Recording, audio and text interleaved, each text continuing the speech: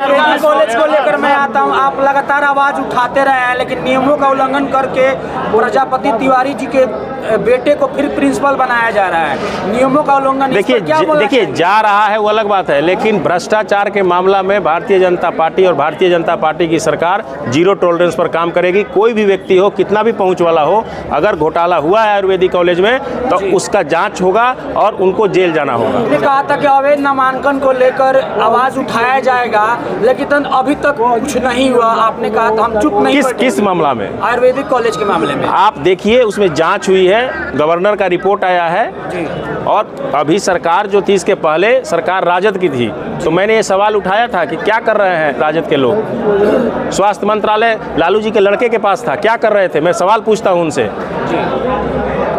आप बताइए क्या कर रहे थे? उनको एफआईआर कराना चाहिए अगर भ्रष्टाचार हुआ है तो। सर, अभी गवर्निंग बॉडी की बैठक हुई दयानंद आयुर्वेदिक कॉलेज में, जहां पर देखा गया गैर कानूनी तरीके से कार्य किया गया, उसे राज्यपाल के आदेश के बाद उसे उल्लंघन किया गया। इस बात को आप कैसे देखते हैं? देखिए, ये उल्लंघन किया गया, ये तो जो सरकार थी, स्वास्थ्य मंत्री थे तेजस्वी जी, उनको जवाब देना चाहिए। अगर कहीं भी किसी भी लेवल पर हमारे देश के यशस्वी प्रधानमंत्री का क्लियर संदेश है कि भ्रष्टाचार के मुद्दा पर जीरो टॉलरेंस है। चाहे कितना भी ताकतवर कोई भी व्यक्ति हो, अगर भ्रष्टाचार हुआ है तो देर सवेर उनको जेल जाना होगा। सर, सुनने में ये भी आता है कि भाजपा के ही लोग नेता आयुर्वेदिक कॉलेज में भ्रष्टाचार को वोट बैंक बना दिए। मतलब देखिए, सुनना एक अलग विषय है। मैंने पुनः स्पष्ट आपको करना चाहता हूँ कि भारतीय जनता पार्टी का क्लियर संदेश है कि भ्रष्टाचारी चाहे कोई भी हो, किसी भी दल के हो, उनको अंदर जाना होगा और भ्रष्टाचार का उजागर होगा ही देर सवेर में। तो अभी आप लोग की सरकार है, तो क्या आप लोग जांच करवाएंगे? क्योंकि बीजेपी की सरकार अभी बिल्कुल जांच होगी। इतना दिन से अगर तेजस्वी जी ने नहीं कराया, अगर भ्रष्टाचार हुआ है तो भारतीय जनता पार्टी भ्रष्टाचारियों को नहीं छोड़ेगी, चाहे कोई भी हो। सबसे पहले तो मंगल पांडे जी थे। अभी घोटाला अगर थे तो उनको जांच करानी चाहिए, बिल्कुल जांच करानी चाहिए।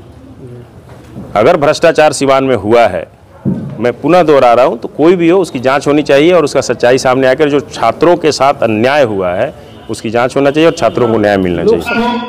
अभी प्रेस वाले कुछ हमसे पूछ रहे थे, आयुर्वेदिक कॉलेज है, लगातार चर्चा हो रही है घोटाले पे घोटाला, घोटाले पे घोटाला, घोटाले पे घोटाला। क्या कर रहे हैं? पिछले राजद की सरकार की स्वास्थ्य मंत्री तेजस्वी जी थे, क्यों नहीं एफआईआर हो रहा है? क्यों नहीं जांच हो रहा है? वो चाहे किसी भी दल के लोग हो, कोई भी कितना भी बड़ा माफिया हो, अगर छात्र और नौजवान के साथ खिलवाड़ कर रहे हैं तो कैसे आगे बढ़ेगा सिवान?